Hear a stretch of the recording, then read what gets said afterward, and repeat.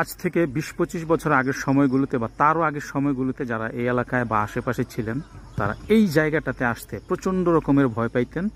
বিশেষ করে সন্ধ্যার পর আসতে এক কথায় হাঁটু কাঁপত। ভয় কিন্তু যাতা না, ভয় হচ্ছে ভূতের ভয় ছিল।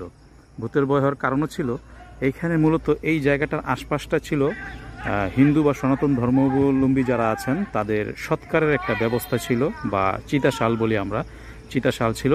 এটা হচ্ছে যে দেখেন Dhakeshwari mills school and college, যেটা নারায়ণগঞ্জে, এটা হচ্ছে তার মাঠ। আর এখন বর্তমানে চিতাশালটা হচ্ছে যে গাছ বরাবর তার ওই পাশে। কিন্তু এখানেও সৎকার টৎকারের ব্যবস্থা ছিল সম্ভবত।